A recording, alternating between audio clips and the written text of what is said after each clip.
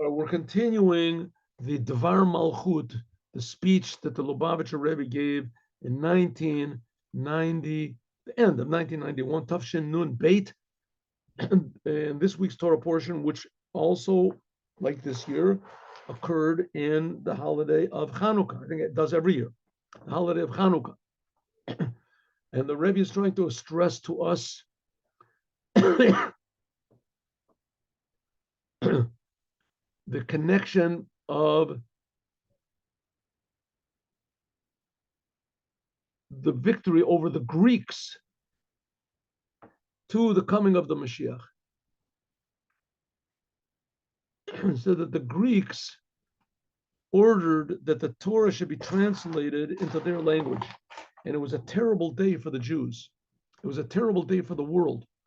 It was like the day that the Jews worshiped the golden calf.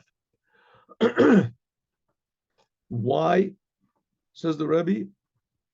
Because in fact, we see other places that the Torah, the Greek language, that Greek language we don't have anymore. At least the same letters, the same whatever. But anyway, the Greek language, this is 2,000, right, whatever years ago, 2,200 years ago.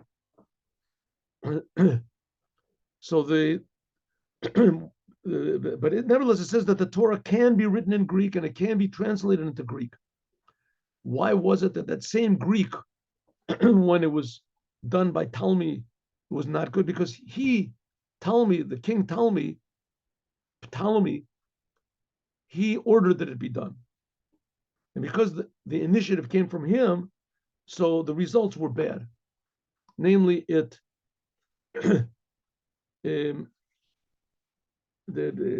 made the Torah mundane. It took away the holiness of the Torah. It made the Torah like another book in the library.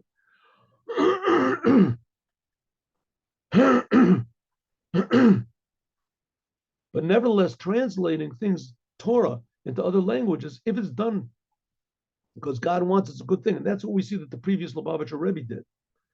That he translated the Torah into different languages. And that's like taking the lights of Hanukkah and putting it at the outside of your house, at the entrance of your door to the street, to illuminate the street.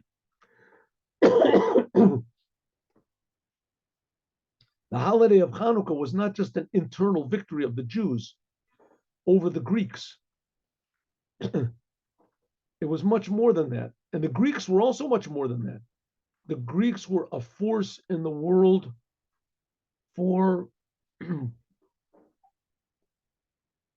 what do you want to, let's say it's atheism, egotism. That's a better word. The Greeks were a force in the world for egotism. I am the boss. And Judaism was the force in the world for the light of the creator of the world. And the world, so is the world good or is it bad? So the answer is the world is good. God created the world. It says in the end of creation, when God created the world, God saw everything he did and he saw it was tov meod. Everything was very good. The world is good. If it's from God's point of view. But if it's from the Greek point of view, then it's the Greeks saying that the world is good. That's not good. Because the Greek, the definition of good is not God's definition of good. Greek definition of good is what feels good is good. God's definition of good is what is absolutely good. Sometimes what is absolutely good does not feel good. Sometimes to be honest is a very painful, difficult thing to do. To be brave, to be a hero. In a way, that's the definition of a hero. That he goes against what feels good. He refuses to shirk in the face of difficulties.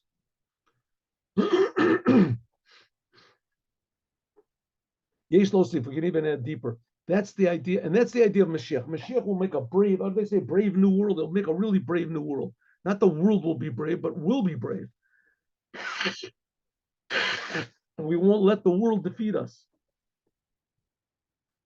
Because the world alone is, what do they call it? Atrophy. Things degenerate. It's a good word. Degenerate. Anyway, things little by little fall apart. That's the way the world works, right? With godliness in the world, you put life into the world, then everything grows, becomes more. God is called the creator. Yeshlo, see if we can add on also even deeper, Sheman, the revelation of the oil which is in the Torah on Chanukah, and especially how it's revealed in Yud Tet Kislev, in the teachings of Chabad, 2,000 years later, who it's not just Bikalal in order, V'ha'hechrech shebedavar shenase be'ikvos is gabros achoshech bo'olam. It's not just because there's so much darkness in the world and so much confusion. Is someone has to come up with some sort of an invention to dispel this darkness and to fight against it. Ella be'ikar mainly bigalal sheholchim umitkarvim lebiat Mashiach, because we're coming closer to the Mashiach.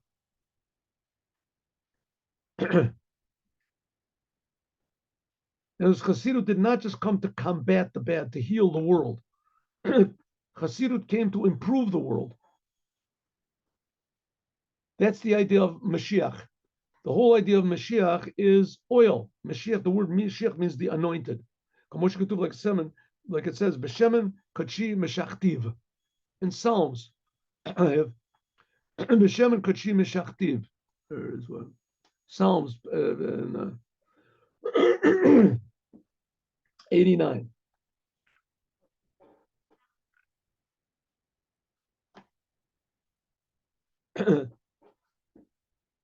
King David was the anointed one of God.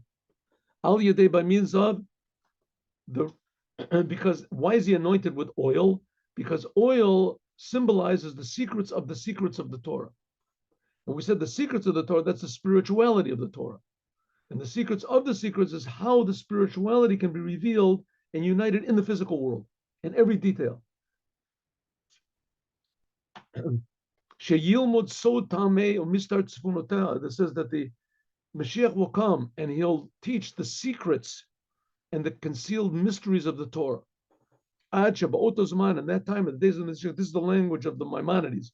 In that time, in the days of the Mashiach, lo ya'esek kol ha'olam, the whole world will only be interested ladat et Hashem bilabad, only to know God. It's more so Bnei Israel, the Jewish people, that they will be chachamim gadolim, they will be tremendously wise people. And they will know secret things. Yasigu das boram, and they will be able to grasp the ideas of God as much as is humanly possible. The main learning will be Razin the Razin Shabbator, the secrets of the Torah. And therefore, Bakal and everything, Holchim mitkarvim the Galot Mashiach Tzikenu, to the revelation of the Mashiach. Holech Mosef Begiloi the Shemen, namely more and more oil. Things that interest people today, right? There's big advertisements. Oh, you see an advertisement, this interests people. You see the news, oh, this interests people. People are interested in it. There's threats, all of a sudden comes a threat, right? The corona, what am I going to do to get away from the corona, to get away from the global warming, right? This interests people. This is interesting to people. It how do you say, it draws people's attention. It occupies their consciousness. It interests their curiosity. Well, in the future, people are going to be interested in something that's really real, ultimately real. Not things that's going to be here today and gone tomorrow, right? Little by little, they're going to reveal the whole thing was just a big bluff. The thing was this. What they said about this person was not true. It was really somebody else, other person, right? What they said about the weather, it's not exactly so. It's this. What they said about this disease, it could change. It's alternative. What about the marketplace, right? The guy who's the villain today becomes the hero of tomorrow, and then you realize he's not a hero. He really was a villain. It goes back and forth. People will be interested in the creator of the universe. That's unchangingly good and infinitely deeply true and fantastically interesting. And that's what everyone is going to be interested in. Shazui, that this is hata'ima, this is the taste Chassidut, Yutet Kislev. This is the taste of the Torah of the Mashiach. Yesh Lomar, we can say, Shit Karbut Labiyat the Mashiach, that we're coming closer to the Mashiach. He is Gam, the Siba. This is the reason for why there's so much darkness in the world. It's not that Chassidut came to dispel the darkness. There is darkness because there is Chassidus. How does that fit? Shebagalalis Gabros Kadusha, because there's more and more holiness. Nasid Gam, there's also a strengthening of Le'umatz at the opposite side. Shemagaber Labiyat Mashiach Tzikenu. Shemitnaged, I'm sorry, that opposes the Mashiach. That's the way God made the world. He made the world in a balanced way that everything there is has a balance, an opposite. An opposite. Everything has an opposite force. As much good as there is, there's always going to be bad, which that even more bad, and which that sort of answers the question, how could it be that the Jewish people worshiped the golden calf just 40 days after the Torah was given? How could it be that they did these terrible sins in the first temple and the second temple? The temple was there. How could they do it? So the answer is the more holiness there is, the more egotism there is. The bigger reward, the bigger the temptation, the bigger the obstacles. This is playing major leagues over here. This is not minor leagues. Minor leagues, the opposition is not so strong. The reason that opposition is not so strong is because the home team is not so strong. If the home team becomes strong, right, then there's the opposition is no one's going to come to the game, right? You get a professional boxer that weighs 300 pounds and he boxes against, someone who's, a child who's 10 years old and he weighs 100 pounds. There's no contest. No one's going to come to the match. As soon as he becomes that big, they bring him up to the higher the major leagues. There is always going to be a necessity to overpower the opposition. That's why it says Mashiach will fight the battles of God. There's always going to be opposition to God. Listen, you take a simple example, King David. The whole book of Psalms, read the book of Psalms, read it in English. In some ways, I would sort of recommend you, not to read it in English, because if you think about what's written over there, you're not going to want to have anything to do with King David, or at least not to emulate him. King David was the Mashiach. The holier the holy is the more and more enemies he had. The enemies were more and more sophisticated and more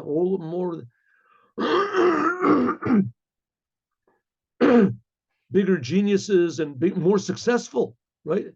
Achitophel, the Absalom, his son, the whole Jewish people were with Absalom, and he was handsome and he was charismatic, and he made a war against King David. That's the whole thing of Yutet Kislev. When that was when they started spreading out the godliness of Chassidut outward, Shebazet Talui, this is the Mashiach, but that came through tremendous opposition. Kadibri Melech Mashiach, like the Mashiach said to the Baal Shem Tov. Chassidut is based on an experience that the Baal Shem Tov, Rabbi Yisrael Baal Shem, had about 300 years ago, that on one Rosh Hashanah that his soul went up to the chamber of the Mashiach. And what that means, I don't really exactly know, but it went up to the chamber of the Mashiach. The same thing happened to Rabbi Yeshua ben Levi, like 1,500 years earlier, 500, whatever it was, 1,000 years earlier. And went up to the chamber of the Mashiach, and he said, Mashiach, when are you going to come? The world is going crazy. And he said,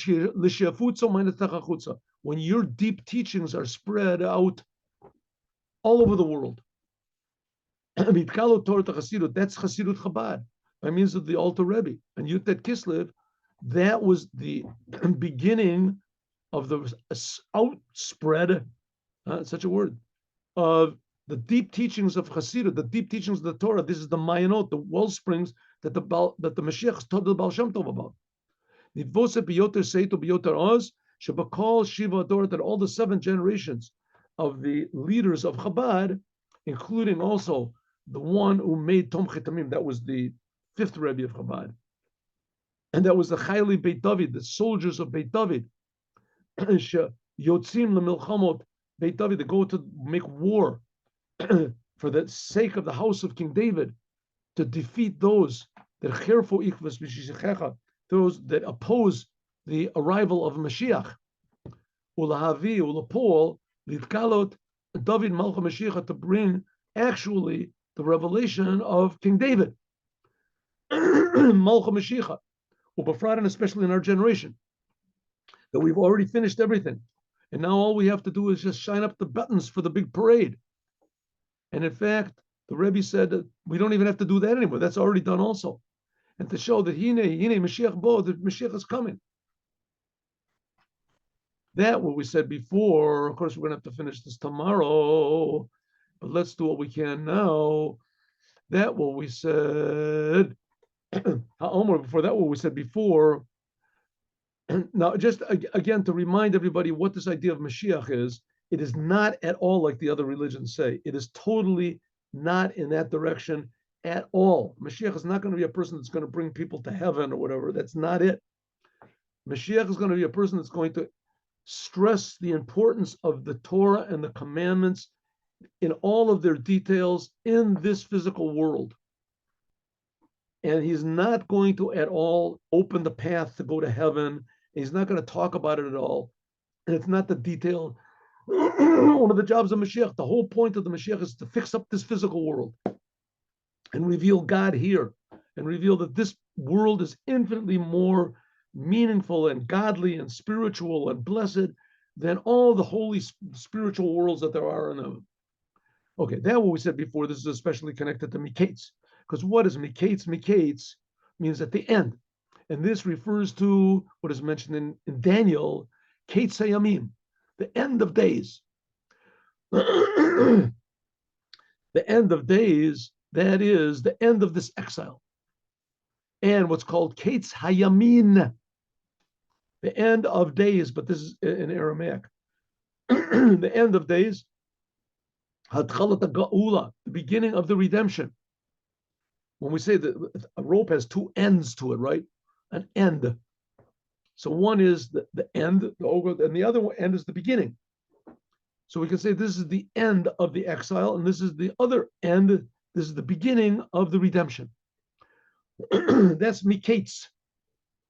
Yeshlomo, we can say Shabbat and Yanim Mikaitz Yamim, that this whole idea of the end of days, in other words, the end of the exile, but Mikaitz Yamin, and the beginning of the redemption. Sofa Galut Vatchalat Gula, the end of the exile and the beginning of the Gula, they are attached. They are connected to Beit Yanim Tamim, Begilui. This is the two reasons for the revelation of oil of the Torah and our last generations. His Kabras Achoshech, the increase of darkness, exile, and the coming close of the Mashiach, redemption. She's Kabras Achoshech, the fact that there's more and more darkness. This is the end of the exile.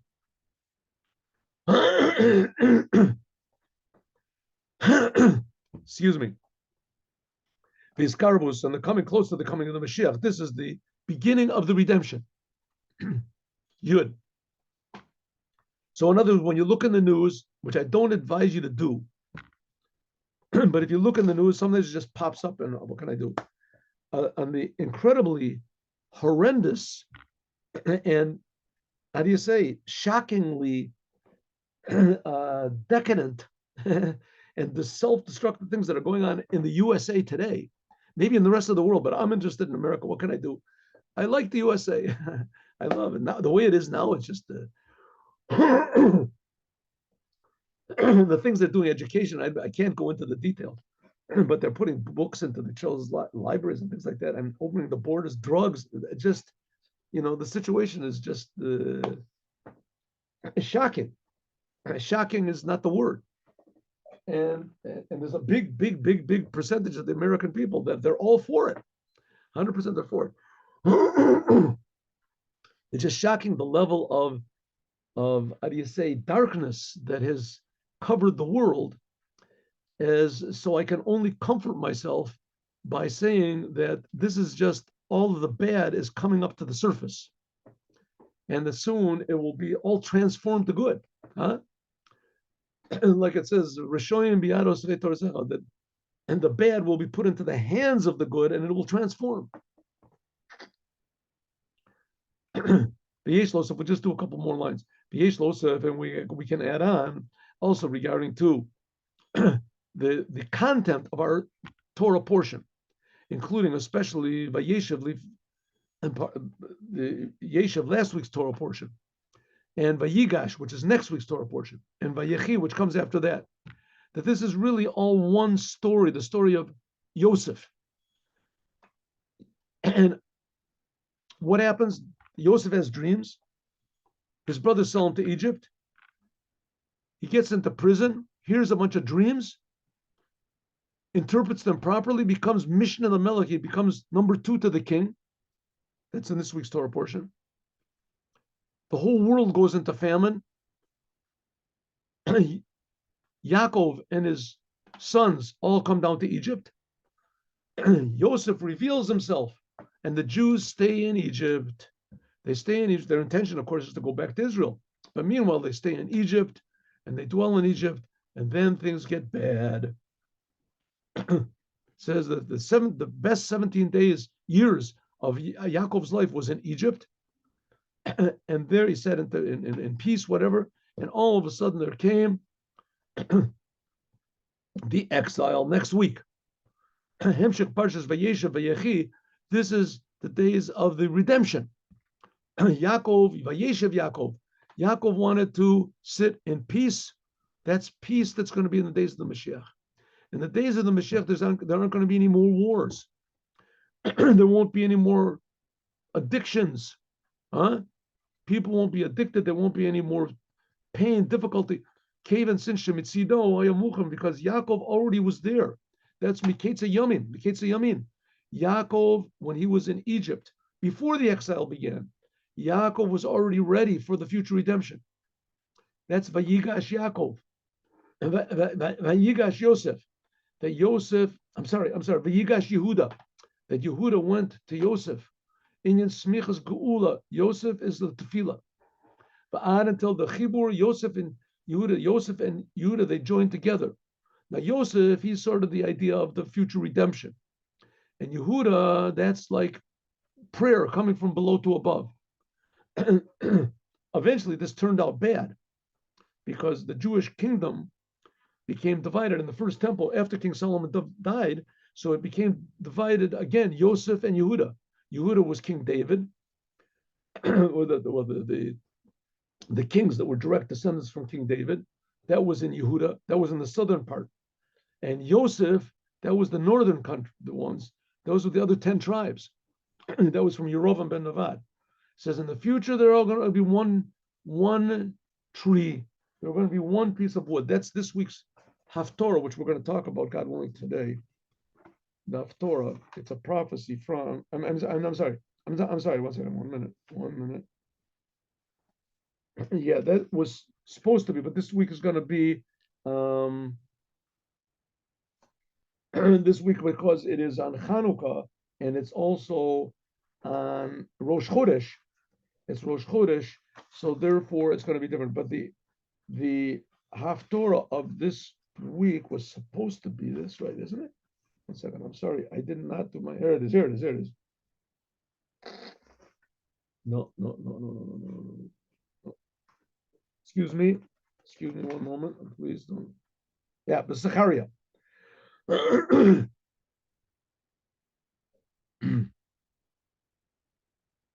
That's right. It was supposed to be this. Good. Talks about that. Okay.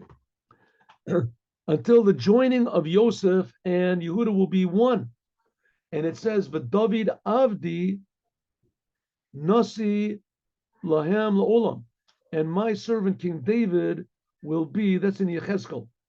In Yechezkel, that's next week's Torah portion. I'm sorry, the next week's Torah portion. It says that David, my servant David, will rule over all of them. That's going to be the future redemption when Yosef and Yehuda, all the warring parties, all the difficulties in the world will all be resolved, and that David, Moshiach, will rule over them, and there'll be peace in the entire world. Everyone will worship only their creator. The creator is creating them and providing for them.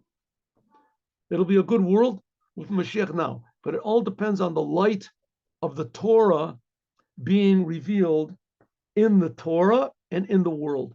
And that's what the Maccabees succeeded in doing back then in a general way, and what the Rebbes of Chabad succeeded doing in a specific way to bring Mashiach now. And now we're going to learn the Yom Yom for today.